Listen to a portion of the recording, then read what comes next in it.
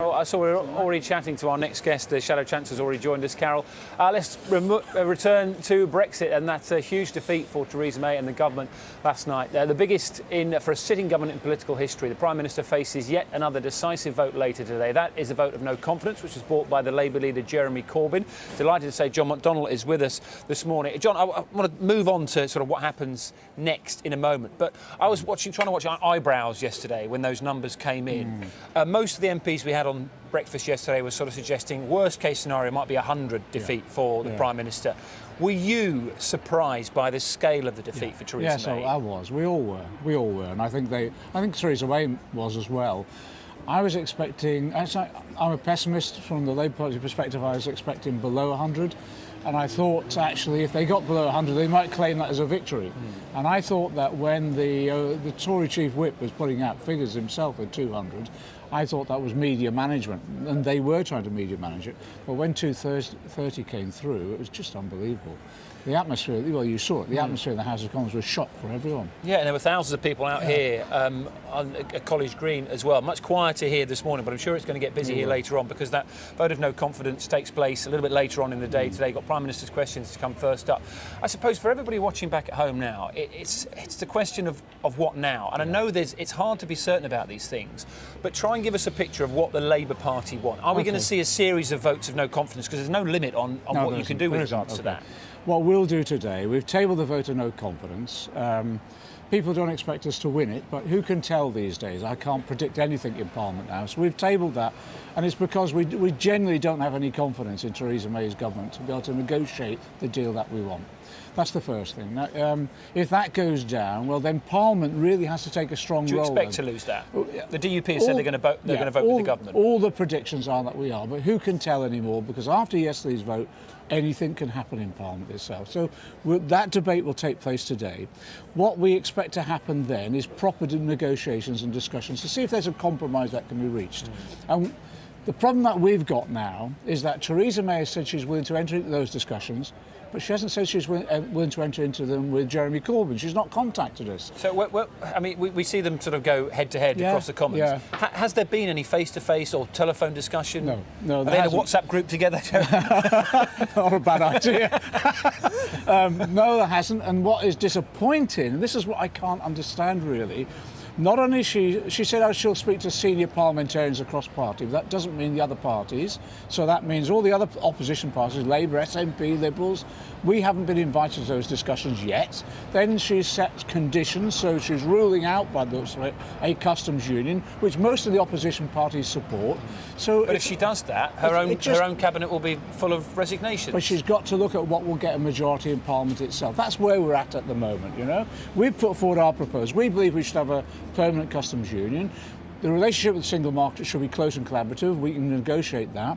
And then protection of employment and consumer environmental rights. That's our package we'll put forward. Now, what we're concerned about, and this is why she failed yesterday. 2 years on, she never picked up the phone throughout that 2 years to us to say, is there something we talk about? Is there a way in which we can negotiate a compromise? We thought at least last night, having been defeated so badly, should learn the lesson and start that conversation. She's not, because she's not only not talking to the other leaders of the opposition parties, she's setting conditions that she knows they can't meet. So I just think that's why I have no confidence in this government being able to deliver a deal. OK, you seem to be saying, I try not to put words in your mouth, that compromise is what we need to move forward.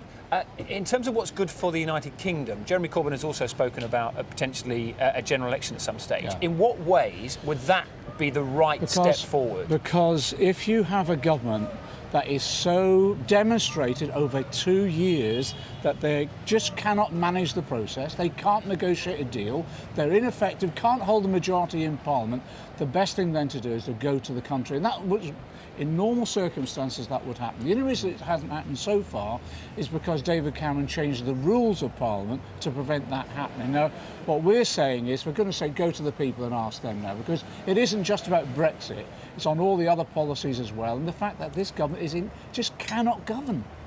If you're going to go to the people, and again, we talked about this yesterday, there seems to be, if you look at the polls, about 70% of the Labour Party who suggest that their way forward would be a second referendum. Is that going to become Labour Party policy at some stage? What are those discussions between you and the other leaders? Okay, if we secure a general election, if we won the vote no confidence today, government then has 2 weeks, that's the process in which they can see whether or not they get confidence back. If we secured a general election, our party then would have to come to a decision what goes into the manifesto. Now there is strong support, as you know, from our party conference, that if there is an impasse, we go back to the people. Our preference is in a general election. If we get that, there's also that view that there should be another referendum. My view is that it will be decided by the democratic wishes of our party members, and the options will be we put forward our own proposals on a deal, or you put forward those plus the possibility of a referendum. But if it's going to be decided by members of your party, then the polls are saying the majority of the members of your party want a second referendum. So you would seem to be suggesting if you were to win that vote of no confidence, or at some stage you become in charge, if you like, you will be campaigning on a second referendum. Well, what went through our Labour Party conference last year, and that was unanimous, was seek to get a deal that would protect jobs in the economy.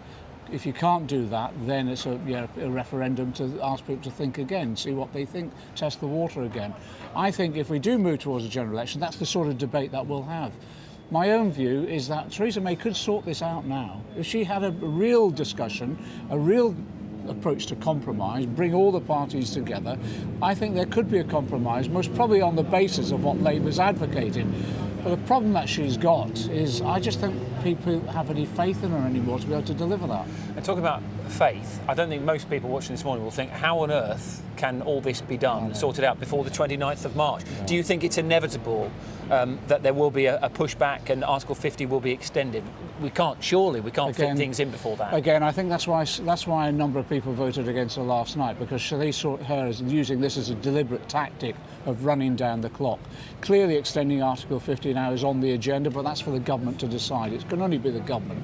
But that was part of the reason people got so frustrated and thought, this government cannot survive, because you cannot if you deploy those tactics of running down the clock deliberately to then force people to accept your deal, no one's going to be bullied like that. That's blackmail, and MPs aren't going to have that thrown against them. Really good to talk to you this morning. Thank you very much for your time. I'm looking for certainty. I'm not sure we've got it at the moment, but thank you for answering those questions.